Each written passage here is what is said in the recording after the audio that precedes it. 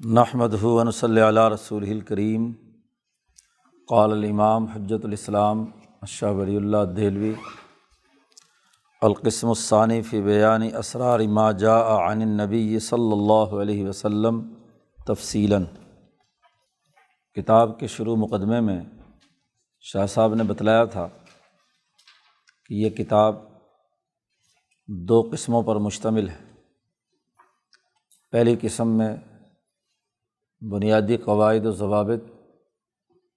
ایسے کلی قواعد جس پر تمام مذاہب اور تمام اقوام کا اتفاق ہے۔ دنیا بھر میں تین ملتیں ہیں، ایک وہ جو طبیعیاتی قوانین، مادی قوانین کے تحت اپنا سیاسی، معاشی، سماجی نظام قائم کرتی ہیں، ایک وہ جو علم نجوم یا فلکیاتی قوانین کے تحت اپنا ادارتی نظام تشکیل دیتی ہیں، اور تیسری وہ جو حنیفی تحریک سے تعلق رکھنے والے لوگ جو ذات باری تعالیٰ اور ملائے اعلیٰ سے تعلق کی بنیاد پر انسانی سماج کی تعمیر و تشکیل کے مکمل نظام حیات کو پیش کرتے ہیں۔ ان تینوں ملتوں کے متفقہ قوانین اور ضوابط پیچھے القسم الاول میں مکمل ہو گئے۔ ان قواعد و ضوابط کے دو بنیادی دائرے تھے، ایک تو یہ کہ دنیا بھر میں اصول البر والاسم کیا ہے، یعنی انسانی سماج میں جو عملی نظام قائم کیا جاتا ہے اس کی نیکی اور بدی، اچھائی اور برائی کے بنیادی اساسی اصول وہ کیا ہے۔ تو پہلے اصول البر والاسم 5 مباحث میں شاہ صاحب نے بیان کیے تھے۔ 7 مباحث تھی پچھلی قسم اول کی، جس میں پہلے 5 مباحث اصول البر والاسم پر مشتمل تھے۔ شروع مقدمے میں شاہ صاحب نے یہ بات بھی واضح کی تھی کہ جب میں نے دنیا بھر کے تمام مذاہب اور قوانین کا جائزہ لیا تو وہ 2 دائروں پر مشتمل ہیں، ایک مبحث البر والاسم اور دوسری مبحث سیاست ملیہ۔ تو پہلے 5 ابواب میں شاہ صاحب نے بر و اسم کے بنیادی اساسی اصول واضح کیے تھے، اور آخری 2 باب میں ملت اسلامیہ یا نبی اکرم صلی اللہ علیہ وسلم کی جو سیاست ملیہ تھی اس کے اصول اور ضابطے واضح کیے تھے کہ یہ اصول گو دنیا بھر کی تمام ملتوں میں پیش نظر ہوتے ہیں۔ نبی اکرم صلی اللہ علیہ وسلم کی جو خصوصیات بین الاقوامی انقلاب کے تناظر میں تھیں تو انہیں شاہ صاحب نے قسم اول کی 6 اور 7ویں بحث میں اس کے جو اصول تھے وہ متعین کر دیے۔ اب قاعدے اور اصول پیچھے واضح ہو چکے ہیں۔ اب جس ملت اسلامیہ کو نبی اکرم صلی اللہ علیہ وسلم نے قائم کیا ہے، یا حنیفی تحریک کے جو عملی نظام سے متعلق پہلو تھے، اس کے بارے میں حضور صلی اللہ علیہ وسلم نے کیا ہدایات جاری کی ہیں، اس کا تفصیلی نظام کیا ہے۔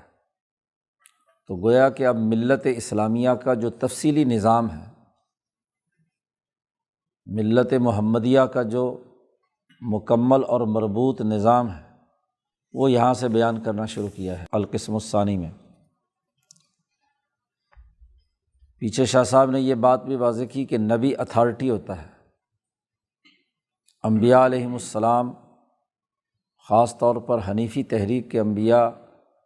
وہ اللہ کے خلیفہ اور نائب بن کر اللہ کا پیغام دنیا میں لاتے ہیں۔ یہ بات اچھی طرح سمجھنی چاہیے کہ جس ملت کی تشکیل جن اصولوں پر ہوتی ہے اس کے ماہرین ہی بنیاد بناتے ہیں کسی بھی نظام کی۔ جو لوگ طبیعیاتی قوانین کے تحت اپنا قومی سیاسی نظام تشکیل دیتے ہیں، تو جو طبیعیات کے ایکسپرٹ ہوں گے، سائنسدان، حکماء، تجربات اور مشاہدات سے انہوں نے جو چیزیں معلوم کی ہیں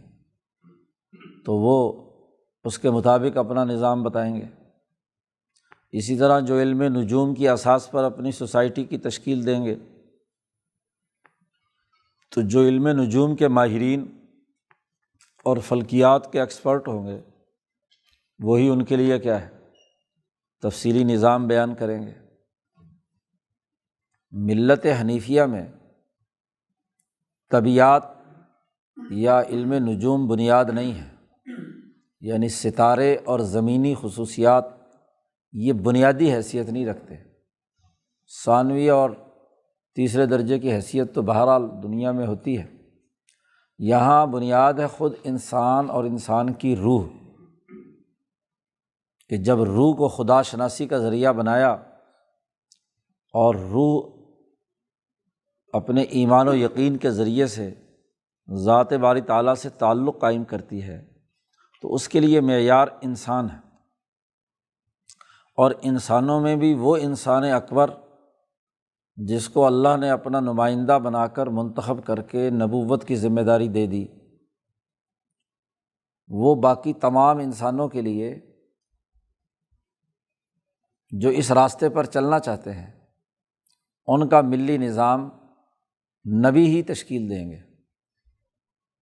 اور آپ صلی اللہ علیہ وسلم چونکہ کل انسانیت کے لیے حنیفیت کے پیغامبر ہیں اور تمام انسانوں کی روح کو پکار کر ان کو اللہ کے ساتھ جوڑنا چاہتے ہیں، آپ اس بات کے منادی ہیں جو اللہ پاک نے کہا ربنا سمعنا منادیا ینادی للایمان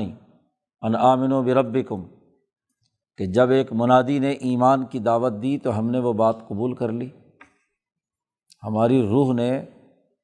آپ صلی اللہ علیہ وسلم کی پکار کو قبول کر کے ہم ایمان لے آئے۔ تو نبی اتھارٹی ہیں اس علم حنیفیت کے۔ تو نبی اکرم صلی اللہ علیہ وسلم نے زندگی کے مختلف شعبوں کے حوالے سے کیا ہدایات دی ہیں احادیث مبارکہ میں، تو ان احادیث کا مربوط نظام، اس کے اسرار، اس کی فلسفی، اس کا عقلی منہج وہ کیا ہے، اسے شاہ صاحب نے اس قسم ثانی میں بیان کیا ہے۔ اس لیے عنوان قائم کیا کہ یہ دوسری قسم نبی اکرم صلی اللہ علیہ وسلم جو پیغام لے کر آئے ہیں ان کے اسرار کے بیان میں ہے، ان کا راز بیان کیا جا رہا ہے کہ وہ اصل میں وہ حکم کس مقصد اور کس فائدے کے لیے نبی اکرم صلی اللہ علیہ وسلم نے سسٹم کی عملی تشکیل کے لیے جاری فرمایا۔ بات یہ ہے کہ جب کائنات ایک نظام کے تحت چل رہی ہے اور اس کائنات کا چلانے والا اللہ تبارک و تعالیٰ ہے، تو اس نے اپنے نبی کے ذریعے سے جو پیغام بھی یہاں بھیجا ہے وہ بھی مربوط ہے۔ اب احادیث کا ایک وسیع ذخیرہ ہے، تو کون سی حدیث اس مربوط نظام کے کس پہلو سے تعلق رکھتی ہے، یہ ہے اہم سوال۔ عام طور پر جو ہمارے ہاں تاثر پایا جاتا ہے وہ یہ کہ جی یہ بات بس حدیث میں آ گئی، اس حدیث کا سیاق و سباق کیا ہے، وہ سسٹم کے کس پہلو کے بارے میں رہنمائی دے رہی ہے، یہیں سے معاملہ خراب ہوتا ہے۔ کچھ لوگ تو وہ ہیں جو احادیث کا سرے سے انکار کر کے قرآن کے نام پر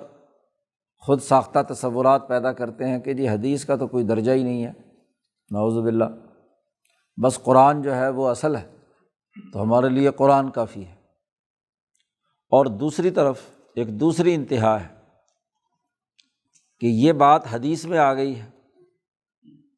اب حدیث میں آ گئی ہے، اس لیے اس قانون کو جو حدیث میں بیان کیا گیا ہے یا اس پہلو کو جس کی نشاندہی نبی اکرم صلی اللہ علیہ وسلم نے کی ہے، اس کو پوری سوسائٹی، تمام افراد اور سسٹم کے تمام پہلوؤں پر اپلائی کیا جاتا ہے۔ حالانکہ ایسا نہیں ہوتا۔ جب بھی کوئی اتھارٹی قوانین اور ضابطے یا احکامات کا مجموعہ جاری کرتی ہے تو اس کا سسٹم میں جاری جو مختلف شعبہ جات اور اس کے جو علیحدہ علیحدہ ادارے ہیں، ان کے ساتھ اس کا تعلق ہوتا ہے بڑا گہرا۔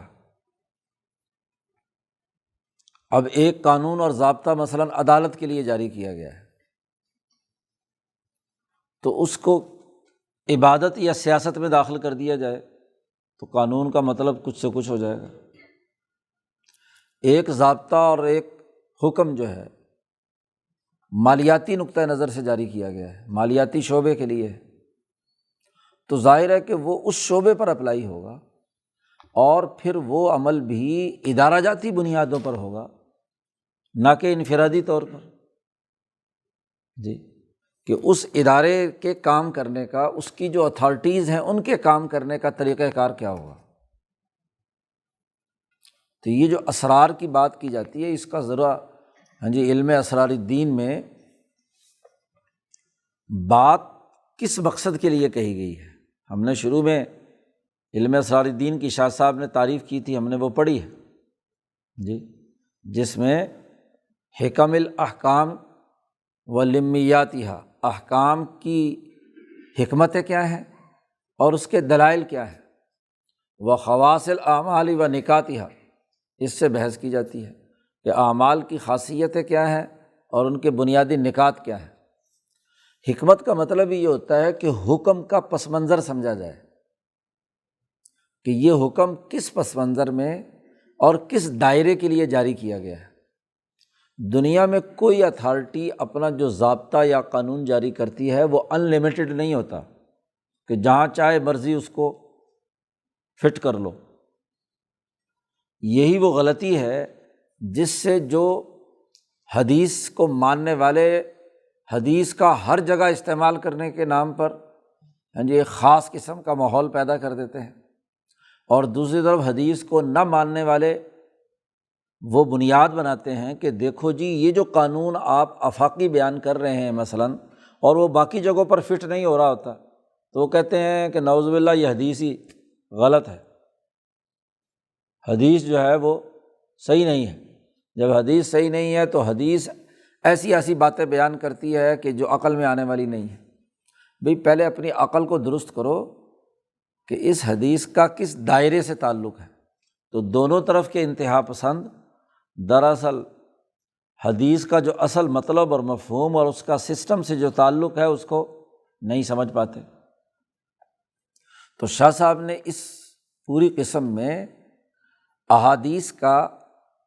سسٹم کے نقطہ نظر سے جائزہ لے کر کہ اس حدیث کے کس پہلو یا حکم کا سسٹم کے کس پہلو یا ادارے سے تعلق ہے،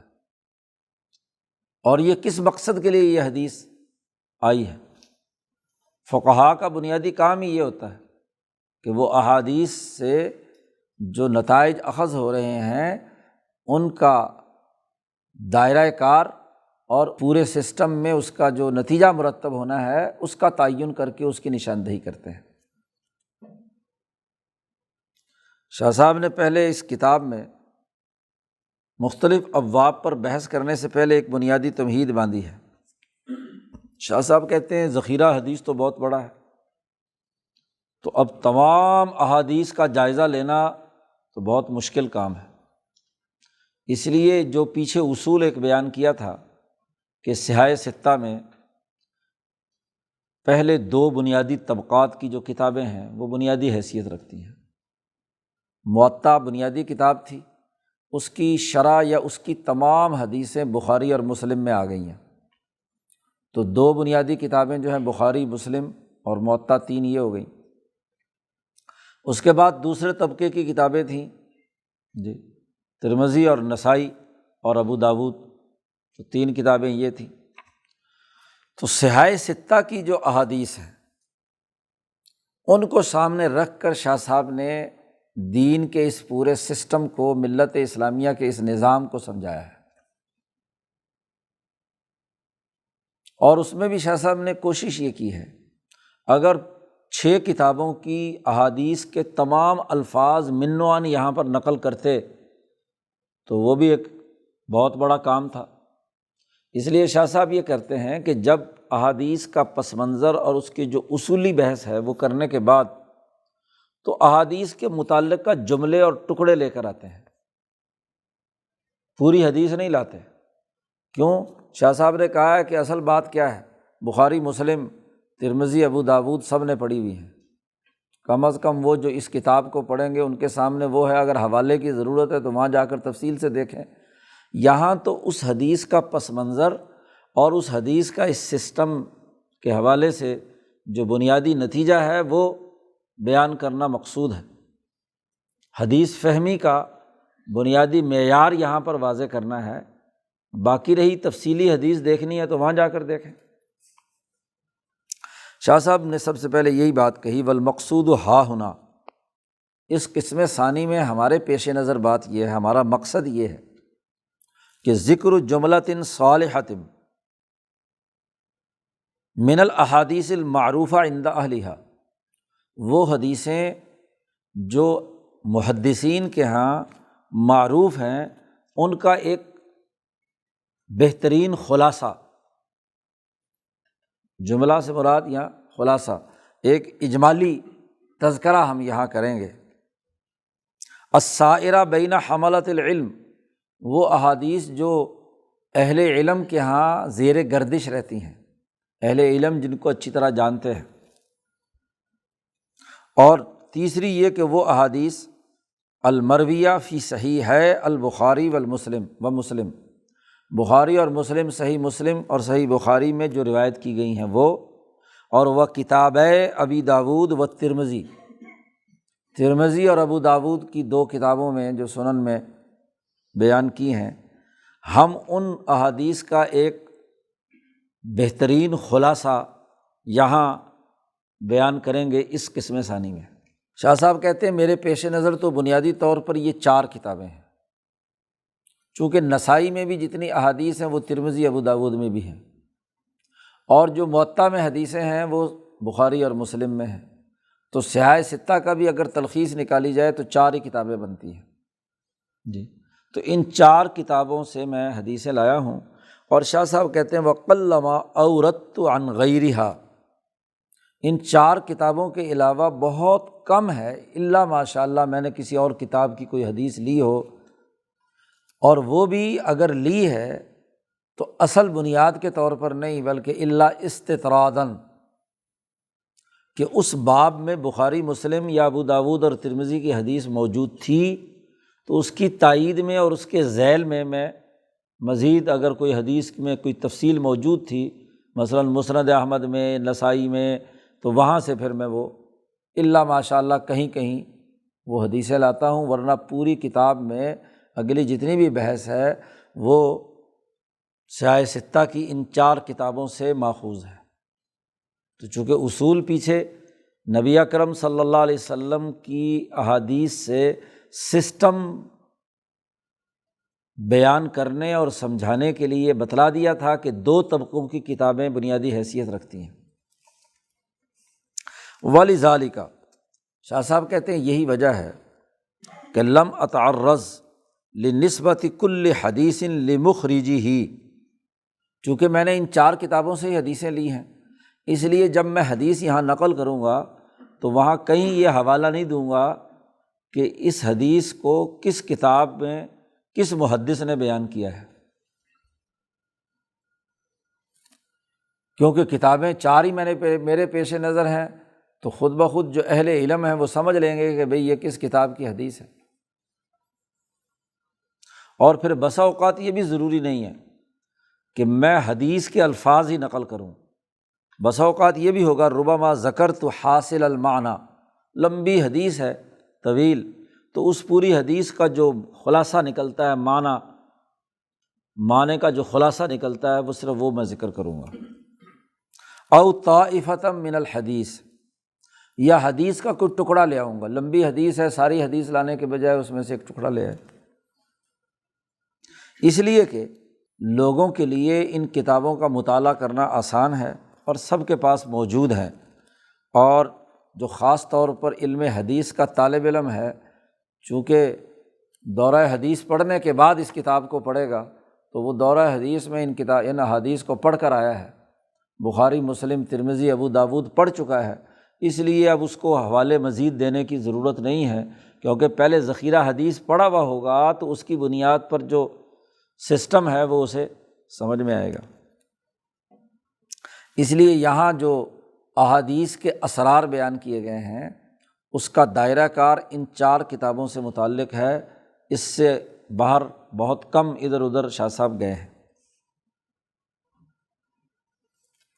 اب ذخیرہ حدیث پر اگر نظر دوڑائیں اور بالخصوص ان 4 کتابوں پر، تو اس کی ایک ترتیب شاہ صاحب نے یہاں بیان کی ہے۔ مثلاً امام بخاری نے سب سے پہلے ہی جو باب قائم کیا ہے وہ کتاب الایمان، ایمانیات سے متعلق انہوں نے ساری حدیثیں جمع کی ہیں، تو یہ کتاب الایمان بخاری میں بھی ہے، ترمذی میں بھی ہے، مسلم میں بھی ہے، ابو داود میں بھی ہے۔ تو ایمانیات سے متعلق نبی اکرم صلی اللہ علیہ وسلم نے کیا فرمایا، اور جو ایمانیات کے بارے میں بیان فرمایا ہے اس میں سے جو حدیثیں بیان کی گئی ہیں ان کا ایمانی نظام کے ساتھ کہاں اور کس جگہ پر تعلق ہے، یہ بہت اہم بات ہے۔ شاہ صاحب سے پہلے کسی محدث نے اس طریقے سے گفتگو نہیں کی، اس لیے اگر آپ دیکھیے کہ شاہ صاحب سے پہلے جو حدیث کی ان شروحات میں بحث کی گئی ہے وہ بڑی لمبی چوڑی ہے، وہ ایک ایک حدیث کو لے کر بیٹھ جاتے ہیں اور یہ حدیث فلاں سے متضاد ہے، فلاں مسئلہ ہے، فلاں مسئلہ ہے، اس کے حل کرنے میں لگے رہتے ہیں۔ شاہ صاحب نے ان کو ایک مربوط فلسفی کے تناظر میں ایمانیات سے متعلق، اسی طرح آگے طہارت سے متعلق، وضو سے متعلق، نماز سے متعلق، حج، روزہ، زکوٰۃ، 4 بنیادی عبادات سے متعلق روایات، پھر آگے ابواب الاحسان لا کر 4 اخلاق کے تناظر میں جو ابواب بنتے تھے، ہر باب سے متعلق جو احادیث ہیں ان کا پورا سسٹم کہ کس حدیث کا اس شعبے کے کس دائرے سے تعلق ہے، اس طرح پوری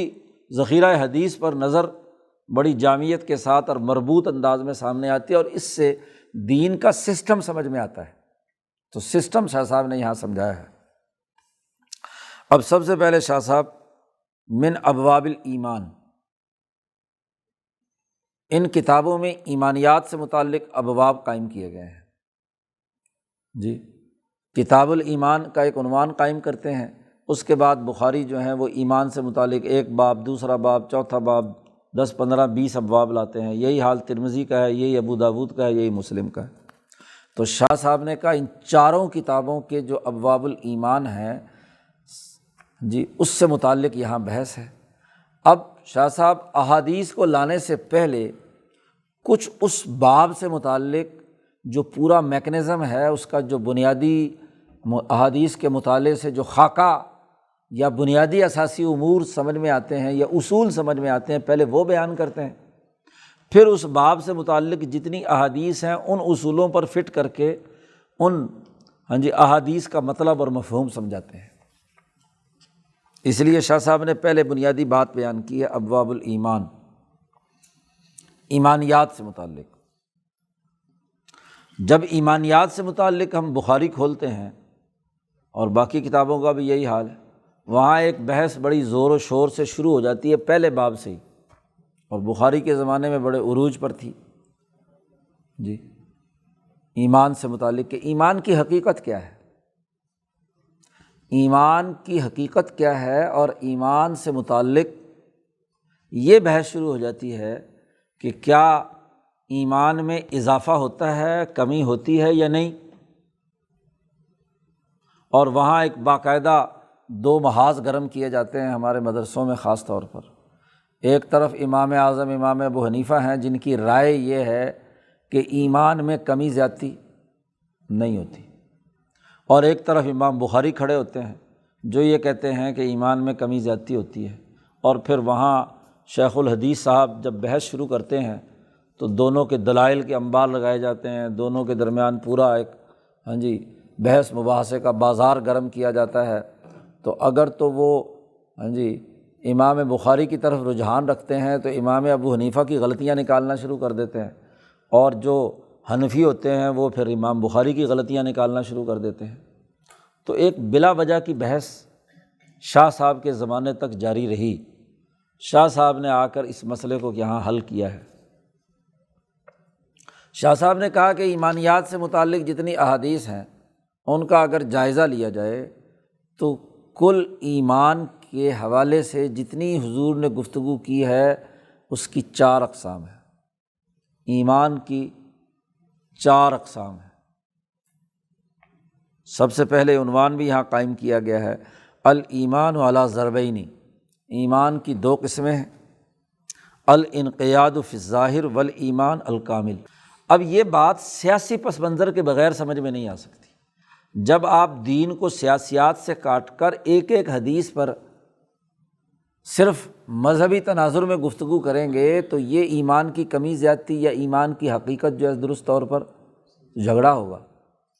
لیکن جب آپ نبی اکرم صلی اللہ علیہ وسلم کی بین الاقوامی سیاسی حیثیت کو پیش نظر رکھیں گے تو اس تناظر میں حضور صلی اللہ علیہ وسلم نے جو احادیث بیان فرمائی ہیں تو ایمانیات کے یہ سارے پہلو جو شاہ صاحب نے بیان کیے ہیں بالکل واضح ہو کر سامنے آ جاتے ہیں۔ کوئی جھگڑا بھی نہیں، نہ امام صاحب نے کوئی غلط بات کہی، امام ابو حنیفہ نے، نہ امام بخاری نے کوئی غلط بات کہی ہے۔ انہوں نے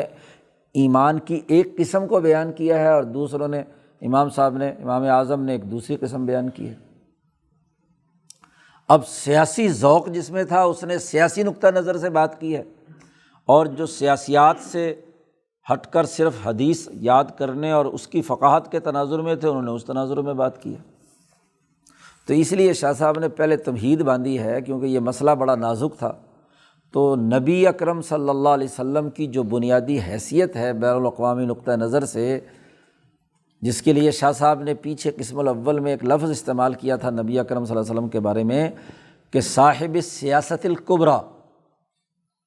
کہ آپ سیاست کبریٰ والے ہیں، یعنی خلافت کبریٰ، بین الاقوامی خلافت قائم کرنے کے لیے دنیا میں تشریف لائے ہیں۔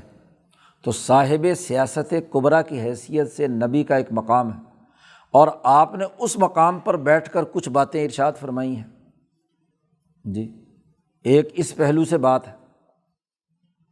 تو اس کا ایک قاعدہ اور ضابطہ شاہ نے سب سے پہلے بیان کیا ہے، اعلم۔ یہ علمی قاعدہ سب سے پہلے سمجھ لیجئے ایمانیات کی بحث کو سمجھنے کے لیے، کہ ان النبی صلی اللہ علیہ وسلم لما کان مبعوثا الی الخلق، نبی اکرم صلی اللہ علیہ وسلم مخلوق کی طرف مبعوث ہوئے ہیں، اور آپ کی بعثت عامہ ہے۔ آپ کی بعثت عامہ ہے، کسی خاص قوم یا نسل کی طرف آپ کی بعثت نہیں صرف، بلکہ آپ کی بعثت بین الاقوامی ہے۔ کیوں ہے؟ لیغلب دینہ علی الادیان کلھا بعز عزیز او ذل ذلیل، آپ کی پوری دنیا پر غلبہ حاصل کرنا یہ آپ کا مقصد تھا۔ لیظہرہ علی الدین کلہ، کے لیے آپ دنیا میں تشریف لائے، کل انسانیت کی طرف آپ کی بعثت ہوئی ہے۔ تو اس لیے ہوئی ہے تاکہ آپ اپنے دین کو تمام ادیان پر غالب کریں۔ کوئی عزت سے اس دین کے غلبے کے نظام کو قبول کرے، یا کوئی ذلت اور رسوائی سے ذلیل ہو کر قبول کرے۔ خود نبی اکرم صلی اللہ علیہ وسلم نے فرمایا کہ میرا یہ دین غالب ہوگا، چاہے کوئی عزت سے اسے قبول کرے اور یا ذلیل ہو کر قبول کرے، اس کو غالب ہونا ہے، میری ذمہ داری ہے، لیظہرہ علی الدین کلہ۔ تو نبی اکرم صلی اللہ علیہ وسلم کی بعثت عامہ ہے بین الاقوامی سطح پر اس دین اسلام اور دین حنیفی کو غالب کرنے کے لیے۔ تو غلبہ دین پہلے پیش نظر رکھیے، نبی اکرم صلی اللہ علیہ وسلم غلبہ دین کے لیے دنیا میں آئے ہیں۔ تو حاصل فی دین ہی انواع من الناس، کہتے ہیں کہ نبی اکرم صلی اللہ علیہ وسلم کے دین میں انسانوں کی کئی قسمیں ہوں گی، کیونکہ بالجبر تو سب کو کلمہ تو نہیں پڑھانا، لیکن دین کا عدل و انصاف کا نظام غالب کرنا ہے، تو ظاہر ہے کہ اس کے نتیجے میں انسانوں کی کئی قسمیں بنیں گی۔ کچھ وہ ہوں گے جو کامل اور مکمل طور پر اسے قبول کر کے اس جماعت کا حصہ بنیں گے، اور کچھ وہ ہوں گے کہ جو عقیدے کے اعتبار سے تو ابھی مسلمان نہیں ہوئے لیکن اپنے مذہب پر رہے ہیں بے شک، لیکن عدل و انصاف کا یہ نظام ہے، اس کے ماتحت رہنا پڑے گا۔ ظلم کا سسٹم کسی کو قائم کرنے کی اجازت نہیں ہے۔ تو فوجبت تمییز، اب لازمی ہے کہ جو صاحب سیاست کبریٰ ہو اور غلبہ دین کے لیے کام کر رہا ہو، تو جب جماعت تیار کرے گا تو کون ہے جو آپ کے نظریے کو قبول کیے ہوئے ہے اور کون ہے جو آپ کے نظریے کو قبول کیے ہوئے، تو یہ فرق و امتیاز پیدا کرنا ضروری ہے نا۔ خاص طور پر جب آپ انقلابی پارٹی کے تناظر میں دیکھیے کہ کون ہے جو اس انقلابی پارٹی کا واقعتاً رکن ہے اور جو اس کا رکن نہیں ہے۔ مسلمان جماعت انقلابی ہوتی ہے کیونکہ اسے شہداء علی الناس کے طور پر کام کرنا ہے اور انسانیت کے لیے اسے جدوجہد اور کوشش کرنی ہے، تو مسلم اور غیر مسلم کے درمیان فرق اور امتیاز تو ہوگا، یہ لازمی اور ضروری ہے۔ فوجبت تمییز، تو اب یہ امتیاز پیدا کرنا ضروری ہے کہ وہ لوگ جو دین اسلام کو قبول کیے ہوئے ہیں اور یا دین اسلام کے قبول کرنے والے نہیں ہیں، وہ اس حنیفی تحریک کو، انسانیت کے اس ترقی یافتہ پروگرام کو قبول نہیں کر رہے، بین غیرہم۔ پھر جو لوگ مسلمان ہو بھی گئے، مسلمان جماعت میں آ بھی گئے، لیکن ان میں بھی کون لوگ ہیں جنہوں نے دل سے قبول کر کے اس پر تربیت حاصل کر کے اس کے رنگ میں رنگے گئے جی، اور کون ہیں جو ظاہری طور پر تو وہ آ گئے لیکن انہوں نے اس پورے سسٹم کو دل سے قبول نہیں کیا یا اس پر تربیت مکمل نہیں کی۔ ثم بین الذین اہتدوا بالہدایہ، پھر ان کے درمیان جنہوں نے ہدایت قبول کی، اس راستے کو قبول کیا جو نبی لے کر آئے تھے، اور وہ لوگ جنہوں نے اس راستے کو قبول پورے طور پر نہیں کیا۔ ایسے لوگ جو دوسرے لوگ جنہوں نے پورے طور پر قبول نہیں کیا، کہ ایمان ان کے دلوں کے اندر بشاشت اور لذت پیدا نہیں کر رہا، بس مجبوری کا نام شکریہ ہے، چونکہ اب دین غالب آ گیا ہے تو اب ہماری دال تو گلتی نہیں، تو اس لیے بظاہر اسلام قبول کر کے اور اس اسلام میں رہتے ہوئے کوئی فائدے اٹھائے جا سکتے ہوں تو وہ اٹھا لیے جائیں، یعنی منافقین کہہ لو، نفاق عملی ہو یا نفاق عقیدے کا ہو۔ تو منافق اور سچے مسلمان کے درمیان فرق و امتیاز پیدا کرنا بھی ضروری ہوا، اور پھر اس مسلمان جماعت جو مجموعی طور پر مسلمان اور ظاہری طور پر اور واقعی جو تربیت یافتہ ہے، ان میں اور کافروں کے درمیان فرق اور امتیاز ہونا ضروری ہے۔ تو اس لیے فجعل الایمان علی ضربین، تو ایمان کی دو قسمیں ہو گئی پہلے دائرے کے اندر۔ ایک وہ جس کا تعلق سیاسی نظام کی تشکیل میں اس بات کا اعلان اور پتہ کرنا ہے کہ کیا یہ اس جماعت کے حصے دار ہیں، جماعت میں شامل ہو چکے ہیں، یا جماعت سے کیا ہے الگ ہے۔ اس لیے شاہ صاحب نے کہا ان دو قسموں میں سے پہلی قسم یہ ہے الایمان الذی یدور علیہ احکام الدنیا، وہ ایمان جس پر دنیا کے احکام کا دار و مدار ہے، یعنی دنیا میں ظاہری طور پر جو آدمی کلمہ گو ہوگا تو اس کو ہم مسلمان سمجھیں گے۔ اب ہم اس کا دل چیر کر تو نہیں دیکھ سکتے کہ یہ دل سے ایمان لایا ہے یا کیا ہے، اوپر زبان سے محض اقرار کر رہا ہے۔ اس کو ملت اسلامیہ کا فرد سمجھا جائے گا جب آپ بین الاقوامی سیاسی نظام قائم کریں گے یا اپنی ریاست میں سسٹم تشکیل دیں گے، تو جو اپنے آپ کو مسلمان کہتا ہے، کلمہ پڑھتا ہے، اس کی جو بنیادی اساسی امور ہیں وہ کرتا ہے، تو ہم اسے مسلمان سمجھیں گے۔ جیسے ہر پارٹی اپنے پارٹی میں داخل ہونے کا جو بنیادی منشور ہے، جو اس کو قبول کرتا ہے تو وہ پارٹی کا ممبر ہے، اور جو قبول نہیں کرتا وہ پارٹی سے کیا ہے، علیحدہ ہے۔ دنیا کے احکام جس پر چلتے ہیں، من عصمت الدماء والاموال، کیا دو ہی چیزیں ہیں نا، کہ جس پارٹی کے پروگرام کو قبول کر رہا ہے، اس پارٹی کی اگر حکومت آتی ہے، وہ طاقت اور قوت پکڑتی ہے، تو وہ انسانی جان کی بھی حفاظت، جو بھی اس نظریے کو قبول کرے گا، اب اس پارٹی کا کوئی ورکر اس دوسرے آدمی کو جو ہمارے نظام کو قبول کر چکا ہے، اس کا جان کی بھی حفاظت کرے گا، کوئی اس کو نقصان نہیں پہنچائے گا، اور اس کے مال کا بھی احترام کرے گا،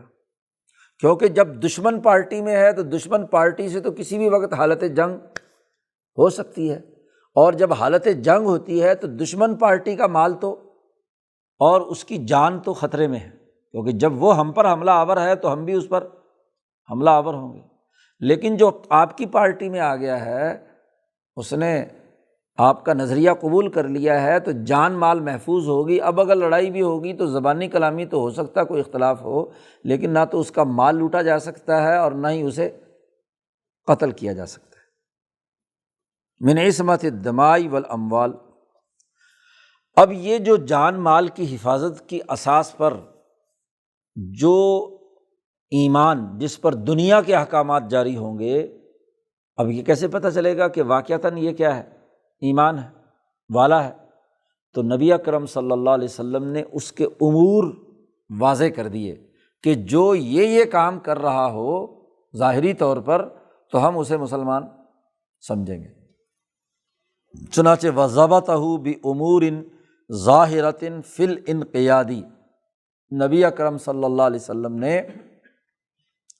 اس دین کی فرما برداری اختیار کرنے والے لوگوں کے جو ظاہری امور ہیں ان کو منضبط کر دیا، جی سسٹم بنا دیا کہ یہ پہلو کسی میں پائے جائیں تو وہ گویا کہ اس پارٹی کا ممبر ہے،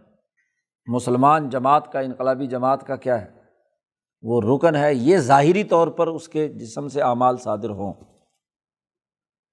مثلاً اب یہ حدیث آئی ہے، یہ حدیث وہ ہے جس پر کیا ہے، آج کل بھی بڑا لا یعنی قسم کے لوگ جو ہے نا ویڈیو بنا بنا کر پھیلا رہے ہیں، فضول لو، بات درست تناظر میں سمجھی نہیں اور طرح سے کیا ہے، ہاں جی لغویات شروع کر دیتے ہیں۔ مثلاً نبی اکرم صلی اللہ علیہ وسلم نے فرمایا، یہ روایت بخاری میں بھی ہے، مسلم میں بھی ہے، باقی کتابوں میں دوسرے الفاظ کے ساتھ ہے۔ نبی اکرم صلی اللہ علیہ وسلم نے ارشاد فرمایا، امرت ان اقاتل الناس، مجھے حکم دیا گیا ہے کہ میں انسانوں سے لڑائی لڑوں، قتال جاری رکھوں، قتل کروں انسانوں کو۔ کب تک؟ حتیٰ یشہدوا اللہ الہ الا اللہ، جب تک کہ وہ یہ کلمہ نہ پڑھ لیں، لا الہ الا اللہ وان محمدً رسول اللہ، پہلی بات۔ ویقیموا الصلاۃ، اور وہ نماز قائم کریں، ویؤتوا الزکوٰۃ، زکوٰۃ ادا کریں۔ جب یہ تین کام کریں، جب تک، اس سے پہلے تک میں ان سے قتال کروں گا، لڑائی لڑوں گا۔ فَإِنْ فَعَلُوا ذَلِكَ، اگر وہ یہ امور سر انجام دے رہے ہوں تو عَصَمُوا مِنِّي دِمَاءَهُمْ وَأَمْوَالَهُمْ، تو پھر مجھ سے ان کا خون بھی محفوظ ہے اور ان کا مال بھی محفوظ ہے۔ ہاں الا بحق الاسلام، مسلمان ہونے کے بعد بھی اگر اسلام کا کوئی حق ہے، اور اسلام کا حق کیا ہے کہ اس مسلمان نے کسی دوسرے کو قتل کر دیا تو بدلے میں قصاصاً اسے قتل کیا جائے گا، تو اسلام کی بنیاد پر تو میں اس کا قتل کروں گا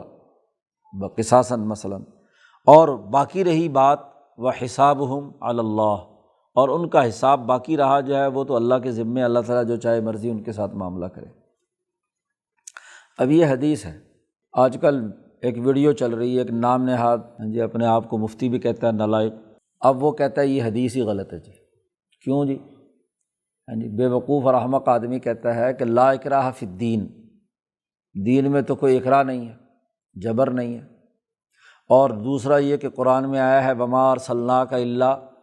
رحمۃ للعالمین، کہ حضور صلی اللہ علیہ وسلم رحمۃ للعالمین بنا کر بھیجے گئے ہیں، اور اس حدیث سے تو معلوم ہوتا ہے کہ حضور نے تلوار پکڑ رکھی ہے اور دنیا کے ہر انسان سے کیا ہے، حضور نے کہا مجھے حکم ملا ہے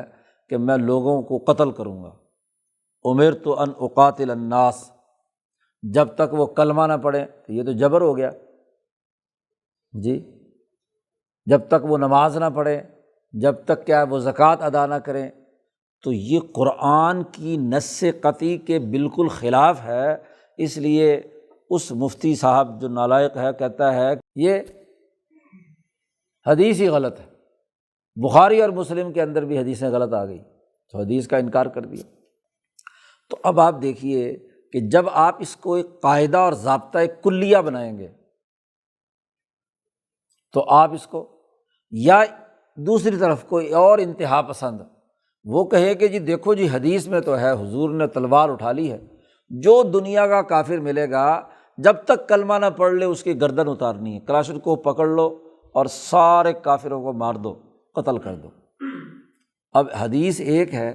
ایک طرف ایک احمق جو ہے وہ قرآن کی آیت کے متصادم سمجھ کر انکار کر رہا ہے، اور ایک کہتا ہے کہ یہ حدیث بخاری اور مسلم کی حدیث ہے، اب بس حضور کی سنت ہے کہ آدمی تلوار اور بندوق اٹھا لے اور بس جو کافر ملے اسے قتل کر دو۔ شاہ صاحب نے بتلایا کہ بھائی اس کا تعلق اس سے نہیں ہے۔ اب اس حدیث کا ایک پس منظر ہے اقاتل الناس، کہ جب حالت جنگ ہے دشمن کے مقابلے پر، اور حالت جنگ کس سے ہے؟ کافروں سے ظاہر ہے۔ اب صحابہ، اس کا ایک پس منظر ہے، صحابہ جاتے تھے جہاد اور سرایہ کے طور پر، اب بہت سے قبیلے مسلمان ہوئے تھے، بہت سے مسلمان نہیں تھے۔ نبی اکرم صلی اللہ علیہ وسلم نے اعلان کیا کہ دیکھو تم جاتے ہو لڑائی کے لیے تو ایک تو فجر سے پہلے کبھی حملہ نہ کرنا کسی بستی پر، وہاں کھڑے ہو کر سننا، اگر بستی میں سے اذان کی آواز آ رہی ہے تو کبھی اس بستی پر حملہ نہ کرنا، اور اگر نہیں آئی تو پتہ چل گیا نا کہ کیا ہے، یہ مسلمان نہیں ہے۔ اچھا، دوسری بات، لڑائی ہو رہی ہے، قتال ہو رہا ہے، اب دشمن نے اپنا سیاسی نظام قائم کیا ہوا ہے ظلم کا جی، اور یہ جماعت جو مسلمان جماعت جا رہی ہے یہ عدل کا سیاسی نظام قائم کرنے کے لیے میدان میں ہے۔ تو اب سیاسی لڑائی کے اس پس منظر میں جب کہ ظالم نے یا ایک کافر نے اپنا ظالمانہ نظام بنایا ہوا ہے، اس کو توڑنے کا عمل ہے۔ حالت جنگ میں لڑائی ہو رہی ہے تو جنگی صورتحال میں دشمن کو تو لڑائی لڑیں گے نا، قتال کریں گے، یا وہاں ہاتھ پیر توڑ کر بیٹھے رہیں گے، رحمت للعالمین والا کردار ادا کریں گے؟ ہاں جی، وہاں تو لڑائی میں دشمن کی سیاسی طاقت توڑنی ہے، اور اگر لڑائی کے دوران دشمن جو ہے وہ سرنڈر کر جائے، ہاتھ کھڑے کر کے کہے کہ جی میں اب ہاں جی لڑائی نہیں لڑتا، ایک جو دوسری روایات میں آیا، اور ایک یہ کہ وہ کہتا ہے اشہد ان لا الہ الا اللہ وان محمد الرسول اللہ، تو لڑائی بند جی۔ اب ان کے قتل کا کوئی جواز، اب یہ نہیں دیکھا جائے گا کہ اس نے جان بچانے کے لیے کلمہ پڑھا ہے یا حقیقت میں کلمہ پڑھا ہے، یہ حکم منضبط کر دیا کہ اگر کوئی آدمی کلمہ پڑھ رہا ہے چاہے ڈر سے ہی پڑھ رہا ہے تو آپ اس سے لڑائی نہیں لڑیں گے، قتال نہیں کریں گے۔ قتال اور جنگ اس سے ہوگا کہ جو ظلم کا نظام قائم کرے۔ اب یہ ایک موقع کی یعنی حالت جنگ کی ہدایت ہے۔ اب حالت جنگ کی ہدایت کو آپ نے عمومی قاعدہ بنا دیا کہ بغیر حالت جنگ کے بھی جو کافر ملے اسے قتل کر دو، ایک انتہا پسند گروپ یہ کرے، اور دوسرا کرے کہ حالت جنگ میں بھی دشمن سے نہیں لڑنا جی۔ تو آپ دیکھیے کہ حدیث کا یہ غلط مطلب سمجھنے کے نتیجے میں یہ انتہا پسندانہ گروہ پیدا ہوئے۔ تو شاہ صاحب نے کہا یہ احکام الدنیا کے تناظر میں یہ حدیث ہے، اس کا تعلق جو ایمانیات سے بحث کی گئی ہے، اس کا تعلق احکام دنیا کے اعتبار سے جو ایمان ہے اس کا اعتبار، جیسے اب حضرت معاذ بن جبل رضی اللہ تعالیٰ عنہ لڑائی حالت جنگ میں ہے، لڑائی میں ایک دشمن جو ہے وہ آ کر کسی جگہ پر ان کی گرفت میں آتا ہے، اس نے ان کو دیکھتے ہی فوراً کلمہ پڑھ لیا، اشہد ان لا الہ الا اللہ محمد رسول اللہ۔ تو معاذ بن جبل نے کہا کہ کیا ہے، یہ تو جان بچانے کے لیے پڑھ رہا ہے۔ انہوں نے گردن اتار دی۔ اب صحابہ جو ان کے ساتھ، ظاہر امیر لشکر بھی یہی تھے، تو انہوں نے آ کر حضور سے شکایت کی کہ انہوں نے تو بندہ مار دیا جس نے کلمہ پڑھا تھا۔ تو معاذ نے کہا حضور سے کہ اس نے تو جان بچانے کے لیے پڑھا تھا، اس نے کون سا کوئی حقیقت میں پڑھا تھا؟ تو حضور نے فرمایا حلا شققت قلبہ، کیا تو نے اس کا دل چیر کر دیکھ لیا تھا کہ اس نے کس طریقے سے کلمہ پڑھا ہے؟ تو یہ کلمہ ایک شعار بن گیا، ایک علامت بن گئی کہ حالت جنگ میں اگر کوئی قوم یا کوئی فرد لڑائی کے دوران کلمہ پڑھے تو پھر رک جاؤ، اور اگر یہ نہیں پڑھ رہا تو اس کا مطلب یہ کہ دشمن ہے اور وہ ظلم کے نظام کے قیام کے لیے کام کر رہا ہے، لہٰذا اس سے قتال جنگ جاری رہے گی۔ تو حالت جنگ کی ایک حدیث کو درست تناظر میں سمجھے بغیر یا اس انتہا میں لے جاتے ہیں یا اس انتہا میں لے جاتے ہیں۔ تو شاہ صاحب نے واضح کر دیا کہ اس کا تعلق ان امور کے منضبط کرنے سے ہے کہ جس میں دنیا میں جو احکام کے اعتبار سے اس کو مسلمان ڈکلیئر کر دیا جائے گا اور اس سے لڑائی نہیں ہوگی، اس کی جان مال محفوظ ہوگی۔ اسی طرح ایک اگلی حدیث لائے جس میں کچھ اور امور بیان کر دیے ظاہری طور پر۔ حضور نے فرمایا من صلی صلاتنا، جو ہماری طرح نماز پڑھے، واستقبل قبلتنا، اور ہمارے قبلے خانہ کعبہ کی طرف رخ کر کے عبادت کرے، وَأَكَلَ ذَبِيحَتَنَا، اور ہمارا ذبیحہ کھاتا ہے جو ہم نے اللہ کے نام پر جانور ذبح کیا ہے، تو فَذَلِكَ الْمُسْلِمُ، یہ آدمی مسلمان ہے، الَّذِي لَهُ ذمۃ اللہ و ذمۃ رسولہ، اس کی حفاظت کا ذمہ اللہ اور اس کے رسول نے لے لیا۔ تو جنگ لڑنے والے مجاہدوں سے کہا گیا ہے کہ اگر کوئی آدمی یہ کام 3 کر رہا ہے تو اس سے لڑائی نہیں لڑنی، یہ اللہ اور اس کے رسول کی ذمہ داری میں ہے۔ فلا تخفر اللہ فی ذمتہ، تو صحابہ کو حضور نے ہدایت دی کہ اللہ کے ذمے کی توہین مت کرنا۔ تو جنگی حالات سے متعلق قوانین اور ضابطے ہیں یہ۔ اسی طرح ایک اور حدیث لے کر آئے یہاں اس ایمان کو سمجھانے کے لیے، حضور صلی اللہ علیہ وسلم نے فرمایا ثلاث من اصل الایمان، 3 باتیں ایمان کی اصل ہے۔ الکف عمن قال لا الہ الا اللہ، جو آدمی لا الہ الا اللہ کہتا ہے اس سے رک جانا، اس کو قتل نہ کرنا۔ لا تکفرہ بذنب ولا تخرجہ من الاسلام بعمل، اس کو اسلام سے کوئی چیز نکالنے والی نہیں، اور اس کے جتنے بھی گناہ ہیں وہ کفارہ ہو گئے۔ کلمہ پڑھا ہوا تو اس کے گناہ کی وجہ سے اس کو کافر بھی نہیں بنایا جا سکتا، نہ ہی اس کو اسلام سے خارج سمجھا جاتا ہے۔ لمبی حدیث ہے، اس کا ایک ٹکڑا یہاں پر لے کر آئے ہیں۔ پہلی عادت تو یہ ہے۔ دوسری خصلت جہاد بیان کی ہے کہ مسلمان مجاہد ہوتا ہے، اور نمبر 3 جتنی بھی بنیادی اخلاق اور اقدار ہیں ان کے اوپر وہ ایمان رکھتا ہے۔ تو یہ 3 عادات بیان کر دی۔ تو یہ شاہ صاحب کہتے ہیں یہ حدیثیں ایمانیات سے متعلق وہ ہیں جو اسلام کے سیاسی نقطہ نظر سے جو پارٹی کی الگ الگ شناخت ہے کہ یہ مسلمان جماعت ہے اور یہ غیر مسلم جماعت ہے، اس کے بنیادی اساسی ظاہری امور نبی اکرم صلی اللہ علیہ وسلم نے ان احادیث میں منضبط کر دیے۔ یہ ایمان کی پہلی قسم ہے کہ جس میں وہ ایمان جس پر دنیاوی احکامات جاری ہوتے ہیں کہ یہ آپ کی پارٹی کا ہے یا نہیں۔ دوسری قسم ایمان کی وہ ہے کہ ظاہری طور پر ایمان لے آیا تھا، اب وہ ایمان کہ جس پر آخرت میں مکمل طور پر نجات، کہ جہنم میں جائے بغیر جنت میں سیدھا چلا جائے، ایک ایمان کی قسم وہ ہے۔ والفوز بالدرجات، اور وہ اونچے درجات پر کامیابی حاصل کرے۔ وہو متناول، اور یہ ایمان شامل ہوتا ہے ہر اس آدمی کو جس نے صحیح اچھا پورا عقیدہ رکھا، اعتقاد و حق،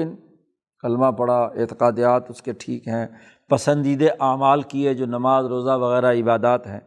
وملکۃ فاضلۃ، اور اس نے اچھے عمدہ اخلاق، چاروں اخلاق آگے آ رہے ہیں، وہ اس کا ملکہ اپنے اندر پیدا کر لیا، یعنی خلق طہارت، خلق اخبات، خلق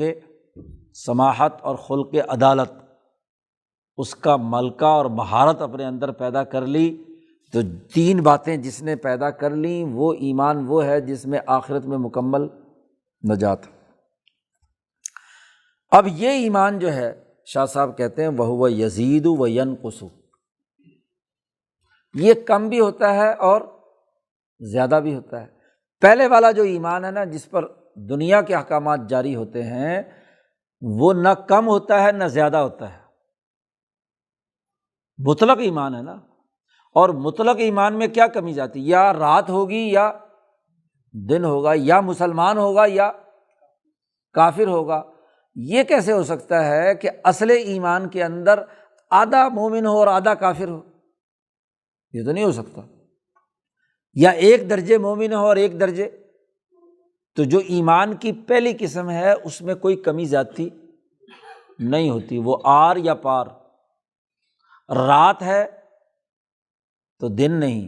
دن ہے تو رات نہیں، مومن ہے تو کافر نہیں، کافر ہے تو مومن نہیں۔ تو امام اعظم امام ابو حنیفہ نے جس ایمان کی بات کی ہے وہ پہلے قسم کا ہے، کیونکہ سیاسیات کی بحثیں اور اجتماعیات کے قوانین ایک فقیہ کا بنیادی کام ہے، اور حکومتی نظام اور سیاسی نظام کے لیے بنیادی اساسی امور واضح کرنا ہے۔ تو امام اعظم امام ابو حنیفہ کی نظر سیاسیات پر ہے، اس لیے انہوں نے ایمان کی جو تعریف کی تھی کہ ایمان میں کمی زیادتی نہیں ہوتی، وہ یہ ہے کہ یا مومن ہوگا یا کافر ہوگا، تو اس میں کمی زیادتی کا کیا مسئلہ ہے جی۔ لیکن جو امام بخاری نے کہا ہے کہ جو ایمان زیادہ یا کم ہوتا ہے تو وہ دوسرے قسم کا ایمان ہے۔ کیوں؟ کہ کسی نے اعمال خشوع و خضوع سے کیے، اخبات سے کیے، اور کس درجے کیے، اور کس نے کم درجے کا کیا، یا ایک خلق پایا گیا دوسرا خلق نہیں پایا گیا جی۔ ایک وقت کی نماز پڑھی دوسرے وقت کی نماز نہیں پڑھی تو کمی ہو گئی نا، یا اس نے نفلیں پڑھی اور ایک نے نہیں پڑھی، جس نے نفلیں پڑھی ہیں اس کا ایمان میں زیادتی ہو گئی، اور جس نے کیا ہے، تو زیادتی والی جتنی بھی آیات اور احادیث ہیں ان کا تعلق اس دوسرے ایمان کی قسم سے ہے۔ تو یہ امام بخاری بھی سچے اور امام ابو حنیفہ بھی سچے، کوئی جھگڑا نہیں، بلا وجہ جھگڑا کھڑا کر دیا۔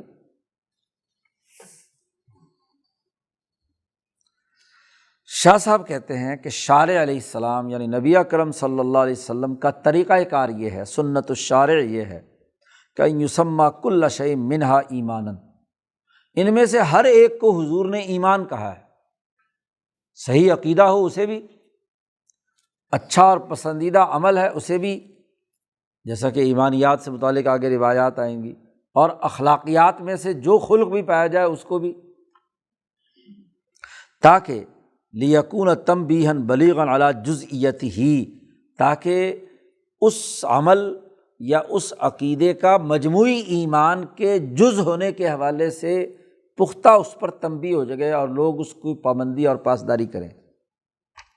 چنانچہ اسی تناظر میں یہ ایمان کی دوسری قسم کے تناظر میں حضور کی یہ روایت ہے۔ اب حضور صلی اللہ علیہ وسلم نے فرمایا لا ایمان لمن لا امانۃ لہ ولا دین لمن لا عہد لہ، یہ بھی کتاب الایمان میں روایات موجود ہیں کہ اس آدمی میں ایمان نہیں ہے جو امانت دار نہیں ہے، یعنی جس کے اندر امانت نہیں ہے اس کے ایمان کی نفی کر رہے ہیں آپ۔ یہاں پہلے والے ایمان کی نفی نہیں کر رہے کہ جو امانت دار نہیں ہے وہ کافر ہو گیا جی، یہاں یہ دوسرے والا ایمان جس میں کمی زیادتی ہو سکتی ہے، اس میں امانت کے پہلو پر توجہ دلانے کے لیے حضور نے یہ جملہ تاکیداً ارشاد فرمایا جی۔ اب ہمارے ہاں عام طور پر کیا ہوتا ہے، اس طرح کی حدیث پڑھ کر کہتے ہیں کہ جی دیکھو جی یہ پاکستانی قوم امانت دار نہیں ہے تو یہ تو کافروں سے بھی بدتر ہو گئی، اس کو کافر شمار کر دیتے ہیں کہ جی ہم سے تو یورپ کے لوگ بڑے اچھے ہیں جی، جو امانت دار تو ہے نا جی۔ اور حدیث یہ پیش کر دی، اور حضور نے فرمایا ولا دین لمن لا عہد لہ، جو اپنے معاہدے کی پاسداری نہیں کرتا اس کا کوئی دین نہیں ہے۔ جی وہ دین والا نہیں ہے جو عہد کی پاسداری نہیں کرتا۔ اب اگر ایک آدمی نے کسی معاہدے کی خلاف ورزی کی تو کیا اس کو دین کے دائرے سے خارج سمجھ کر کافر بنایا جائے گا؟ ظاہر ہے کہ یہ بات تو حضور نہیں فرما رہے۔ یہاں تو حضور کا مقصد ہے اس مسلمان کو اس بات کا پابند بنانا کہ وہ عہد کی پاسداری کیا کرے، معاہدے کی پاسداری کیا کرے، اس کی اہمیت بیان کر رہے ہیں۔ اس لیے جب یہ حدیثیں آتی ہیں تو وہاں شارحین بتلاتے ہیں کہ یعنی کامل ایمان نہیں ہے، کامل دین نہیں ہے۔ یہ جیسے مثلاً ایک اور اگلی روایت جو سب کے زبان زد عام خاص ہے، پورے اسکولوں اور کالجوں میں پڑھائی جاتی ہے، المسلم من سلم المسلمون من لسانہ و یدہ، کہ مسلمان وہ ہے سے مسلمان اس کی زبان اور ہاتھ سے محفوظ ہوں۔ اب یہ حدیث جو ہے آپ دیکھیں تو اس میں تو حضور نے فرمایا مسلمان صرف وہ ہے جو کسی دوسرے کو نقصان نہ پہنچائے۔ اس کا مطلب یہ ہے کہ جو دوسرے کو نقصان پہنچاتا ہے وہ دائرہ اسلام سے خارج ہو گیا؟ نہیں، یہ ایمان کی دوسری قسم سے متعلق ہے کہ کامل مسلمان نہیں ہے۔ کامل مسلمان وہ ہوتا ہے جس کے ہاتھ اور زبان سے باقی لوگ کیا ہوں؟ محفوظ ہوں۔ تو کوئی جملہ حضور صلی اللہ علیہ وسلم کا وہ لامحدود نہیں ہے۔ اب جو منکرین حدیث ہیں وہ اس طرح کی حدیثوں کی بنیاد پر کیا ہے، یا تو لوگوں کو کافر بنانے کے چکر میں ہوتے ہیں یا حدیثوں کا انکار کرتے ہیں، یا ادھر کی انتہا ہے یا تو۔ لیکن اگر اس کا دائرہ کار معلوم ہو جائے کہ اس کا کس دائرے سے تعلق ہے تو حدیث درست تناظر میں کیا ہے سمجھ میں آئے گی۔ شاہ صاحب کہتے ہیں ایمان کی یہ جو دوسری قسم ہے اس کے بے شمار شعبے ہیں، لہو شعب کثیرۃ۔ خود نبی اکرم صلی اللہ علیہ وسلم نے فرمایا کہ ایمان کے 70 سے کچھ اوپر شعبے ہیں، 72 73 75 شعبے ہیں جی۔ اور وہ شعبے بھی مختلف جگہوں پر امام بخاری نے باب باندھ کر کتاب الایمان میں ہر شعبے سے متعلق حدیث لائے ہیں۔ شاہ صاحب کہتے ہیں کہ اس ایمان کی مثال ایسی ہی جیسے ایک درخت ہو، کمثل الشجرہ جی، یقال للدوحۃ والاغصان والاوراق والثمار والازہار جمیعا انہا شجرہ۔ اس کی جڑ، اس کا تنا، اس کے پتے، اس کی ٹہنیاں، اس کا پھل، اس کا پھول، ان تمام کو آم ہی کہیں۔ مثلا آم کا درخت ہے تو آم ہی کہیں گے نا، آم کے پتے جی، آم کی جڑ، آم کا پھول اور آم کا فلاں آم پھل۔ اسی طرح ایک ایمان ہے، ایمان کی مثال ایک درخت کی ہے۔ تو اب جیسے یہاں حضور نے فرمایا کہ جس میں امانت نہیں ہے تو امانت ایمان کا لازمی نتیجہ ہے، تو گویا کہ امانت کو ہی ایمان قرار دے دیا، عہد کو ہی دین قرار دے دیا، ہاتھ اور زبان سے بچنے کو ہی اسلام قرار دے دیا۔ تو جیسے درخت کی مختلف چیزیں ہوتی ہیں تو ہر ایک چیز کو آپ نام تو وہی درخت والا ہی دیتے ہیں اسے، گو محققین اور مشاہدہ کرنے والا جانتا ہے کہ یہاں آم سے مراد پتے ہو رہے ہیں، اور یہاں پھل مراد ہو رہا ہے، یہاں اس کی ٹہنی مراد ہے، یہاں اس کا جڑ در درخت مراد ہے، تو سیاق و سباق سے کیا ہے پتہ چل جائے گا۔ فَإِذَا قُطِعَ أَغْصَانُهَا، اگر درخت کی ٹہنیاں کاٹ دی جائیں، وَخُبِتَ أَوْرَاقُهَا، اس کے پتے جھاڑ لیے جائیں، وَخُرِفَ ثَمَارُهَا، اور اس کا پھل اتار لیا جائے، تو کہیں گے درخت تو ہے آم کا لیکن شجرۃ ناقصۃ، ناقص ہے کہ پتے جھڑ گئے ہیں، پھل اتار لیا ہے، اب درخت تو ہے، وہ آم کے درخت ہونے سے تو اس کا انکار نہیں ہوگا۔ فَإِذَا قُلِيَتِ الدَّوْحَةُ، اور اگر اس کو جڑ سے اکھاڑ کر باہر پھینک دیں تو پھر ہم کہیں گے کہ اس کی اصل ختم ہو گئی، بطل الاصل۔ اور یہی مطلب ہے اللہ تعالیٰ کے اس قول کا، انما المؤمنون الذین اذا ذکر اللہ وجلت قلوبہم۔ حقیقت یہ ہے کہ مسلمان وہ ہیں کہ جب اللہ کا ذکر کیا جائے تو ان کے دل لرز اٹھتے ہیں۔ یہ اسی ایمان سے متعلق قرآن کی یہ آیت ہے۔ تو ایمان کی یہ دو بنیادی قسمیں ہو گئی۔ اب یہ جو دوسری قسم ہے اس میں اعمال ہے، تو اب ان اعمال کے بھی آگے شاہ صاحب بتلاتے ہیں کہ دو درجے ہیں۔ اب پورا درخت مثلاً اسلام کا ہے تو اس کے کچھ درجے، کچھ اعمال تو وہ ہیں جو بنیادی ہیں، ہر حال میں، ہر وقت، ہر روز یا ہر زمانے میں جو بھی اس کے لیے ٹائمنگ مقرر کی ہے وہ کرنے ہیں۔ اور کچھ جو ہوتے ہیں وہ دوسرے درجے کے ہوتے ہیں۔ شاہ صاحب کہتے ہیں لما لم یکن جمیع تلک الاشیاء علی حد واحد، کسی بھی چیز کے تمام اشیاء اور تمام پہلو سب ایک ہی درجے پہ شمار نہیں ہو سکتے۔ اب بھلا بتاؤ کہ آم کا پھل جو ذائقہ دیتا ہے، فائدے دیتا ہے، وہ اور آم کے پتے دونوں برابر ہو سکتے ہیں؟ آم کا جو اصل تنا ہے وہ اور اوپر کی کوئی ٹہنی جو ہے وہ دونوں کی حیثیت برابر ہوگی؟ تو تمام اشیاء کسی بھی چیز کی یکساں حیثیت کی حامل نہیں ہوتی۔ تو نبی اکرم صلی اللہ علیہ وسلم نے اس ایمان کے پھر 2 مرتبے بنا دیے۔ منہا، ان میں سے وہ بنیادی ارکان جو اس چیز کے بنیادی اجزاء میں سے ہیں، تو یعنی ایمانیات کے بنیادی ارکان اس کو متعین کر دیا۔ مثلاً اب اس حدیث کا مطلب بھی سمجھ میں آ گیا کہ نبی اکرم صلی اللہ علیہ وسلم نے فرمایا بنی الاسلام علی 5، اسلام کی بنیاد 5 باتوں پر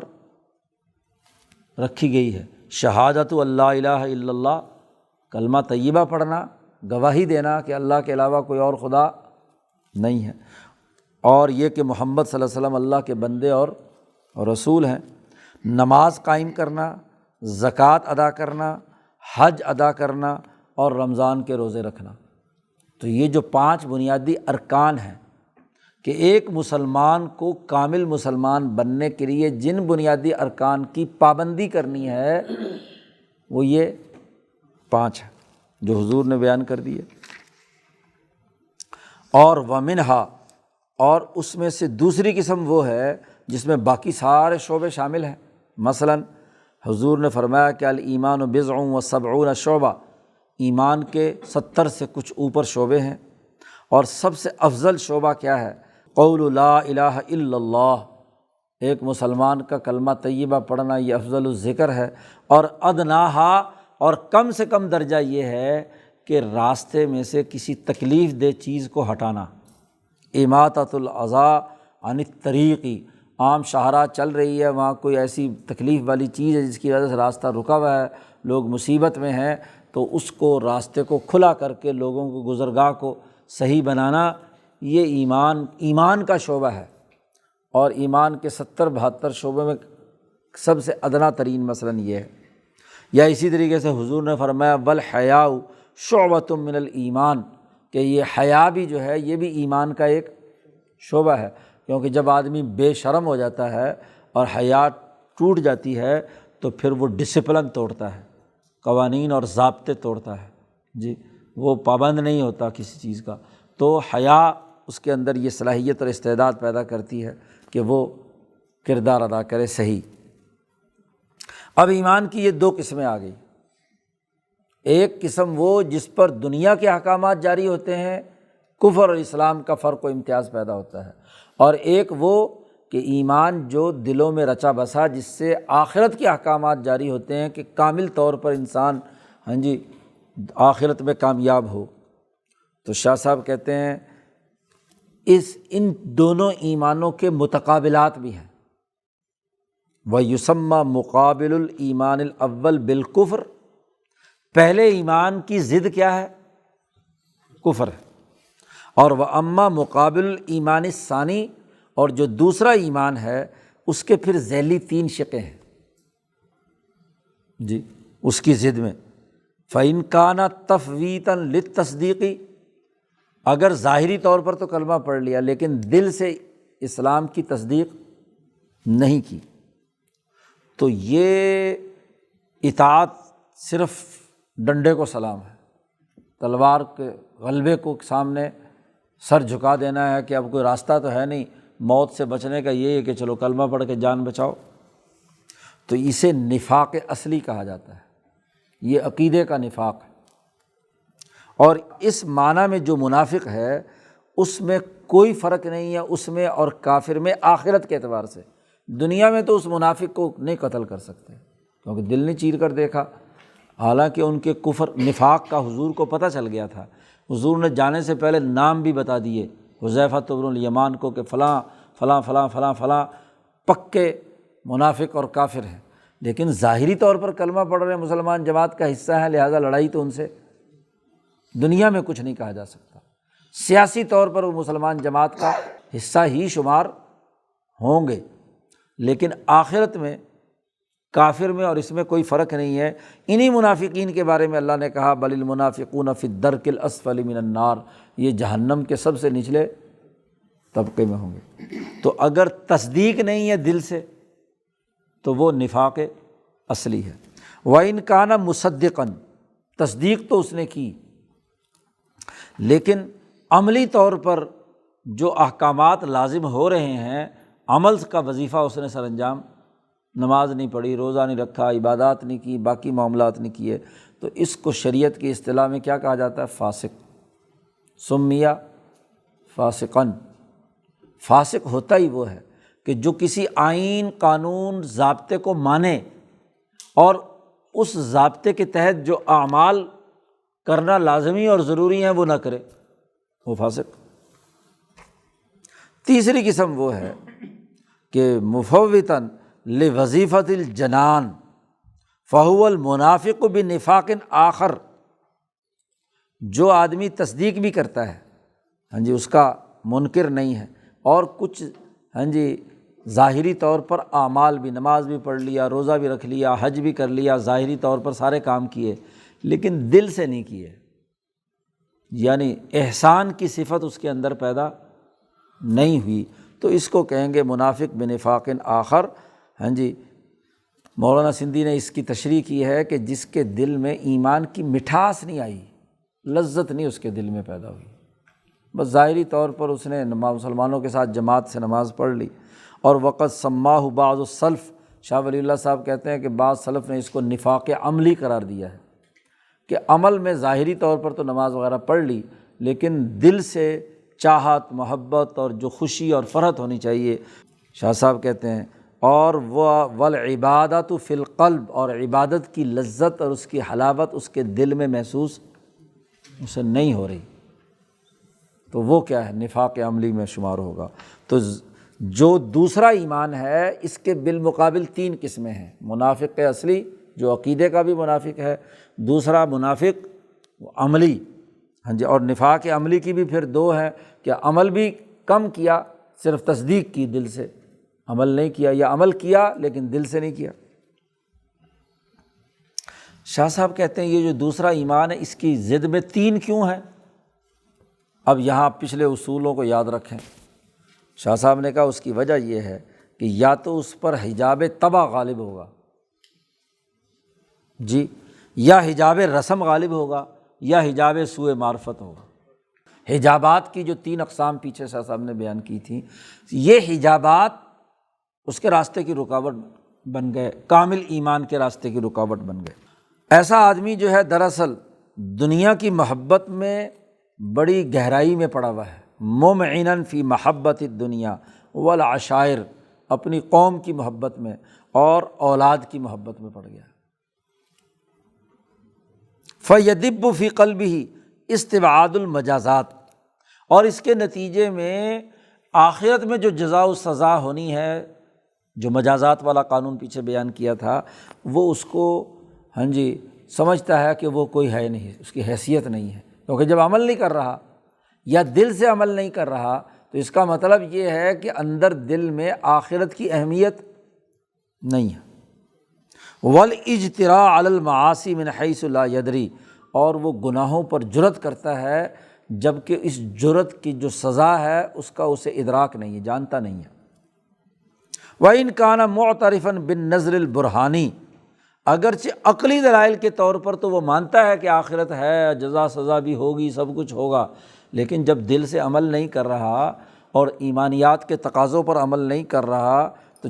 جیسا اعتراف کرنا چاہیے وہ اعتراف اس کا نہیں ہے۔ ایک وجہ تو یہ ہے، یا یہ کہ او رأى الشدائد فی الاسلام، مسلمان ہونے کے بعد اس نے کوئی مصیبتیں دیکھیں، تنگی آئی، تو اس کی وجہ سے اس کی طبیعت نے اسلام کی اس سختی کو قبول نہیں کیا اور اس کی وجہ سے عمل نہیں کرتا، یا کوئی اور ہاں جی جو دل ہے ادھر متوجہ نہیں ہے، یا تصدیق کا انکار کرتا ہے۔ او احب الکفار باعیانہم، یا یہ وجہ بھی ہو سکتی ہے کہ وہ کفر کے نظام کو دل سے پسند کرتا ہے، کافروں سے کیا ہے محبت رکھتا ہے، اور اس کے لیے اس وجہ سے اعلاء کلمت اللہ جو ہے، اللہ کے دین کے غلبے کے لیے وہ کام نہیں کرنا چاہتا، اس کو دل سے یارانے ہیں، ہاں جی، بڑے بڑے حکمرانوں سے، ظالموں سے، سرمایہ داروں سے، تو اس یارانوں کی وجہ سے جو ہے ان کے مقابلے میں انقلاب اور جد و جہد کی بات نہیں کرتا۔ یہاں تک شاہ صاحب نے ایمان کی دو قسمیں بیان کر دیں، ایک وہ جو کفر کے مقابلے پر ہے، اور ایک وہ جو نفاق یا فسق و فجور کے مقابلے پر ہے۔ ایک کا تعلق آخرت میں کامیابی سے ہے، اور ایک ایمان کا تعلق دنیا میں سیاسی احکامات کے اعتبار سے ہے۔ آگے ایمان کی دو قسمیں اور ہیں۔ وَلِلْإِيمَانِ مَعْنَيَانِ آخَرَانِ، ایمان کے دو اور معنی بھی ہیں۔ نمبر ایک، تصدیق الجنان بما لا بد من تصدیقہ، دل سے تصدیق کرنا۔ ایک ہے زبان سے اقرار، اس لیے آپ نے جب ایمانیات پڑھتے ہیں آمنت باللہ وملائکتہ، تو وہاں کہا جاتا ہے اقرار باللسان و تصدیق بالقلب، کہ زبان سے اقرار کرے اور دل سے کیا ہے تصدیق کرے۔ تو جو لازمی تصدیق ہے، دل سے تصدیق کرنا، ایک ایمان کا ایک معنی یہ ہے۔ اور اس کو نبی اکرم صلی اللہ علیہ وسلم نے اس حدیث کے ضمن میں بیان فرمایا ہے کہ جب جبرائیل علیہ السلام نے آ کر نبی اکرم صلی اللہ علیہ وسلم سے پوچھا تھا کہ مل ایمان، ایمان کیا ہے، تو آپ صلی اللہ علیہ وسلم نے اس کے جواب میں یہ بات فرمائی تھی کہ الایمان، ایمان یہ ہے کہ تم ایمان لاؤ اللہ پر، اس کے فرشتوں پر، اس کی کتابوں پر، اس کے رسولوں پر، ہاں جی، آخرت کے دن پر، اور قدر خیرہ و شرہ، جو ایمان مجمل آپ کو پڑھایا جاتا ہے آمنت باللہ و ملائکتہ و کتبہ و رسلہ۔ تو یہ ایمان کی وہ حقیقت بیان کی ہے حضور نے سوال کے جواب میں، کہ جس میں دل کی تصدیق ہے اس پورے سسٹم پر۔ کون سا سسٹم؟ اللہ تبارک و تعالیٰ، اللہ کے بعد کیا ہے اس کے فرشتے، ملائکت ہی کہا ہے، اس کے بعد کیا ہے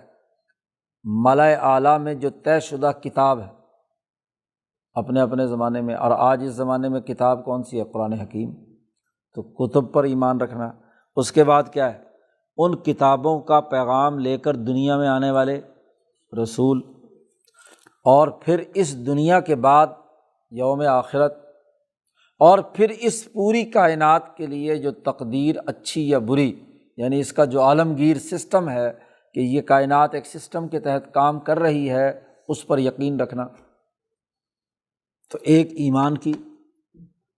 قسم وہ ہے جو خود حضور صلی اللہ علیہ وسلم نے ایمان کے جواب میں بیان فرمائی،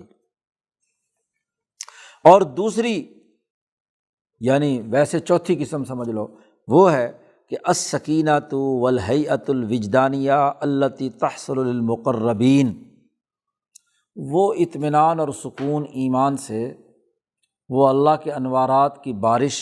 جو مقربین بارگاہ الہیہ کو حاصل ہوتی ہے، انبیاء اولیاء کو حاصل ہوتی ہے، وہ بہت اعلیٰ درجے کا کیا ہے ایمان ہے۔ اور اس کو اللہ پاک نے بیان فرمایا الطہور شطر الایمان، کہ وضو کرنے سے طہارت جو ہے وہ ایمان کا ایک حصہ ہے۔ آپ نے جب پیچھے طہارت پر بحث پڑھی تھی تو وہاں شاہ صاحب نے کہا تھا کہ ایک طہارت کی ظاہری شکل ہے، ظاہری شکل تو ہم سب وضو کرتے ہیں تو ہمیں حاصل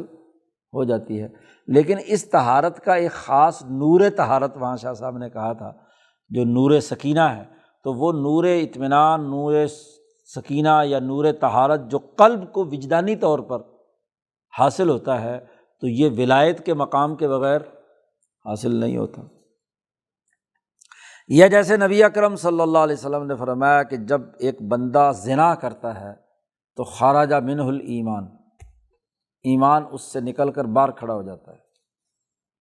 فکان فوق رأسہ کالظلہ، وہ اس کے سر پر سائے کی طرح کھڑا رہتا ہے جب تک وہ اس غلط حرکت کے اندر مبتلا ہوتا ہے۔ فإذا خرج من ذلك العمل، جب وہ اس عمل سے نکل آتا ہے اور توبہ کرتا ہے تو راجع الیہ الایمان، تو ایمان دوبارہ واپس لوٹ آتا ہے۔ تو یعنی برے عمل سے وہ ایمان جسم سے خارج ہو جاتا ہے، نکل جاتا ہے، اور جو اچھا عمل کرنے والے ہیں ان کے لیے اس کا کیا ہے، اطمینان اور سکون اور اس کی سکینت اور نور طہارت انہیں حاصل ہوتا ہے۔ تو یہ ایمان کی دو معنوں کے اعتبار سے جو دوسری قسم ہے وہ یہ۔ اب یہاں ایمان کے خارج ہونے اور ایمان کے دوبارہ داخل ہونے کا ذکر کیا ہے۔ اب یہاں بھی تو حضور نے ایمان ہی کی حقیقت بیان کی ہے نا۔ اب یہ کہ کوئی آدمی نے کسی نے زنا کیا ہے تو اس کو کافر تو نہیں بنا سکتے، کافر قرار، اچھا کافر نہیں قرار دیتے تو مومن ہو کر زنا کر رہا ہے، تو حضور نے فرمایا مومن جب زنا کرتا ہے، غلط کام کرتا ہے، تو ایمان باہر نکل آتا ہے، کیونکہ جس کے دل میں ایمان ہے تو وہ تو یہ حرکت نہیں کر سکتا۔ جس نے یہ حرکت کی ہے تو اس کا مطلب دل سے باہر نکل آیا، لیکن جب توبہ کرتا ہے اور حرکت جو ہے وہ اس کی ختم ہو جاتی ہے تو پھر ایمان دوبارہ لوٹ آتا ہے۔ تو اب یہاں لفظ ایمان کے لوٹنے اور باہر نکلنے کا ذکر حضور فرما رہے ہیں۔ حدیث جبرائیل میں ایمان کی حقیقت بیان کی ہے تو ایک قسم وہ ہو گئی، اور یہاں اب یہ 4 طرح کی حدیثیں ہیں، تو 4 طرح کے ایمان ہو گئے۔ یا جیسے حضور صلی اللہ علیہ وسلم نے حضرت معاذ سے ایک دفعہ کہا، معاذ کو کہا تعال او نؤمن ساعتاً، ایک گھڑی کے لیے مسلمان ہو جائیں۔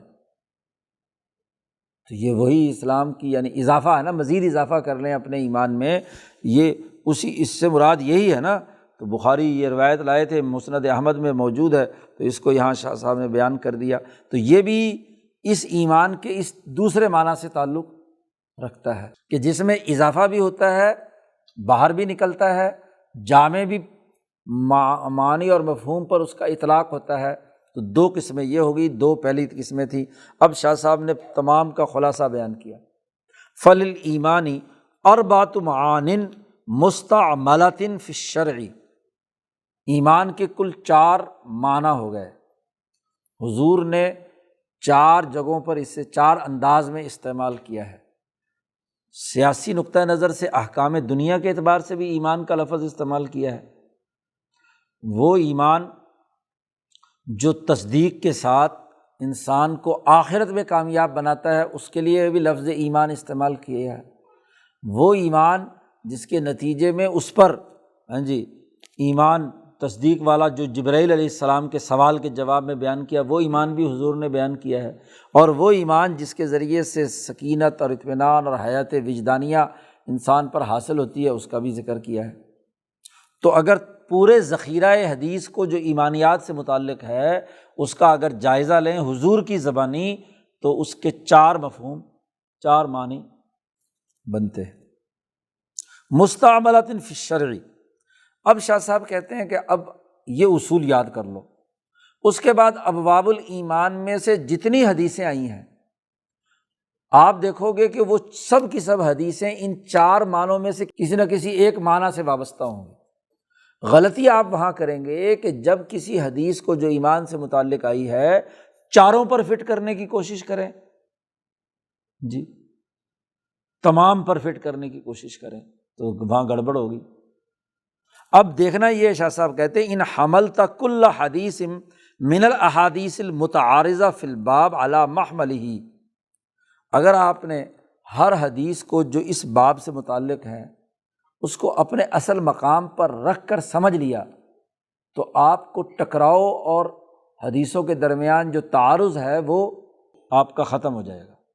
لیکن اگر آپ سب حدیثوں کو جو ایمانیات سے متعلق ہے 4 معنوں پر الگ الگ فٹ کرنا کے بجائے ایک ہی اس پر لگائیں تو آپ کو تضاد نظر آئے گا کہ ایک روایت میں تو یہاں یہ بات کہی جا رہی ہے، اب یہاں کہا مثلاً لا ایمان لمن لا امانۃ لہ، اس کا کوئی ایمان نہیں ہے جس میں امانت نہیں ہے، اور دوسری طرف کہا ہے کہ جی ایمان جو ہے اس کے نتیجے میں ان تؤمن باللہ و ملائکتہ و کتبہ و رسلہ، کہ ایمان جو آدمی لایا ہے وہ اللہ پر، فرشتوں پر، کتابوں پر، رسولوں پر ایمان لے آیا، تقدیر پر ایمان لایا تو وہ مومن ہے۔ اب یہاں مومن کہا گیا ہے اور یہی ساری باتیں کرنے والا وہ آدمی امانت دار نہیں ہے، تو اب آپ کیا کہیں گے کہ جی دیکھو ایک حدیث میں کہا گیا جس میں امانت نہیں ہے وہ مومن نہیں ہے، اور یہاں کہا گیا ہے کہ اگر یہ عقیدہ رکھے تو وہ مومن ہے۔ تو حدیثوں کا تعارض حل ہو جائے گا اگر آپ یہ چاروں معنی پیش نظر رکھیں، اور وہ حدیث ان چار میں سے کس معنی کو واضح کر رہی ہے یا کس شعبے سے تعلق رکھتی ہے، تو آپ کے سارے مسئلے حل ہو جائیں گے۔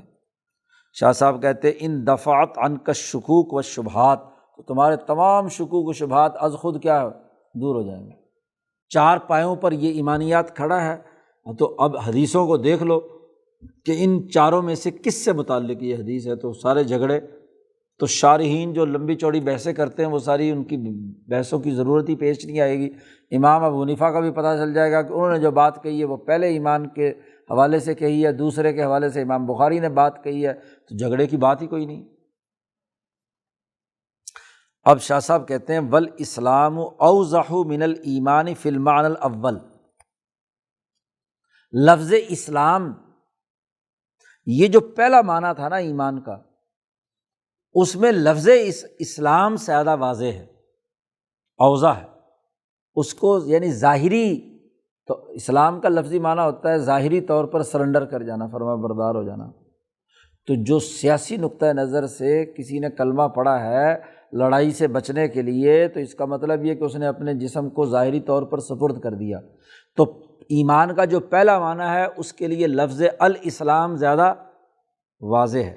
اسی لیے اللہ تبارک و تعالیٰ نے فرمایا تھا قُل لَمْ تُؤْمِنُوا، دیہاتی لوگ مسلمان ہوئے تھے نا، جب دین غالب آ گیا، حکومت قائم ہو گئی، تو مدینہ کے گرد و نواح کے دیہاتیوں نے دیکھا کہ بھئی یہ تو مکے والوں کو شکست دیکھ کر طاقتور ہو گئے، تو وہ آئے مسلمان ہونے کے لیے، تو انہوں نے کہا کہ جی ہم ایمان لائے۔ تو اللہ پاک نے کہا ان سے کہو لم تؤمنوا، تم ایمان ابھی نہیں لائے، ولکن قولوا اسلمنا، تم کہو کہ ہم اسلام لائے، کیونکہ ابھی تو دل میں تمہارے ایمان پختہ نہیں ہوا، ایمان کا اگلا دوسرا معنی نہیں وجود میں آیا۔ یا اسی طریقے سے نبی اکرم صلی اللہ علیہ وسلم نے حضرت سعد بن ابی وقاص رضی اللہ تعالیٰ عنہ سے ایک بات کہی تھی، یہ پہلے حدیث بھی گزری ہے اسی کتاب میں، بخاری کی روایت ہے۔ نبی اکرم صلی اللہ علیہ وسلم مال تقسیم کر رہے تھے، کچھ لوگوں کو دیا، ایک آدمی جو ہے اس کو مال نہیں دیا، تو حضرت سعد کہتے ہیں میں پاس بیٹھا ہوا تھا، تو میں نے حضور سے کہا کہ بھئی اس کو تو مال دے دیں آپ، جی یہ آدمی میرا خیال ہے کہ پکا مومن ہے۔ سعد نے کہا مومن ہے، اس کو بھی مال دینا چاہیے۔ تو حضور نے سنی انسنی کر دی، اور یہ جملہ آگے سے فرمایا او مسلمن، بلکہ مسلمان ہے۔ انہوں نے کہا تھا کہ یہ مومن ہے، اور حضور نے فرمایا کہ نہیں او مسلمن، بلکہ یہ مسلمان ہے۔ سعد کہتے پھر تھوڑی دیر بعد مجھے پھر جوش چڑھا، میں نے پھر کہا کہ کیا ہے اس کو مال دیا جائے، یہ مومن ہے۔ تو حضور نے فرمایا او مسلمن۔ تیسری دفعہ پھر یہی بات ہوئی، تو یہاں سعد اسے مومن کہہ رہے ہیں اور حضور اسے مسلم کہہ رہے ہیں، تو یہ وہی فرق ہے جو اس آیت میں بھی بیان کیا گیا۔ تو جو ایمان کا پہلا معنی ہے اس کے لیے لفظ الاسلام زیادہ واضح ہے کہ ظاہری طور پر وہ سرنڈر کر چکا ہے، اس کو فرمانبرداری اختیار کر چکا ہے۔ اور لفظ احسان، بات سننے کی ہے، لفظ احسان جو ہے یہ چوتھا معنی جو تھا نا سکینہ اور حیات وجدانیہ والا، جو مقربین بارگاہ الہی کو حاصل ہوتا ہے، اس کے لیے لفظ الاحسان اس ایمان کے لیے بولا جاتا ہے۔ تو پہلے کے لیے اسلام اور آخری کے لیے احسان، اور درمیان میں دو جو ایمان کے معنی ہے وہ کیا ہے؟ وہ ہے ایمان۔ گو ایمان چاروں ہیں، لیکن پہلے کے لیے اسلام اور چوتھے کے لیے احسان، درمیان والے دونوں کیا ہیں؟ ایمان۔ اب اس میں کمی زیادتی ہو سکتی ہے، یزید و ینقص، احسان والے میں بھی ترقیات اونچے درجے کی ہیں، ان کا تو جو ایمان جہاں تک پہنچ چکا ہے اس سے واپس نیچے نہیں لوٹتا، اور جو اسلام والے ہیں وہ بھی ابھی مطلق ہیں، اس میں بھی کوئی کمی زیادتی نہیں۔ درمیان والی جو دو قسمیں ہیں، دوسری اور تیسری، ان کے اندر کیا ہے؟ کمی زیادتی ہو سکتی ہے، وہ ہاں جی، ایمان کی قسم ہے۔ تو یہ 4 معنی یہاں پر اسلام کے ہو گئے۔ اب جب ایمانیات کی بحث تمام کتابوں میں کی جاتی ہے تو ایمان کی ضد نفاق بھی ہے اور ایمان کی ضد کفر بھی ہے۔ تو آگے شاہ صاحب نے بحث کی ہے نفاق سے متعلق، ہاں جی، علامات نفاق العمل والاخلاص۔ چلو یہ اگلے انشاءاللہ بدھ کو پڑھ لیں گے، 4 اقسام یاد کر کے آ جائیں۔ چلو دعا کر لو۔ اللہم صلی علی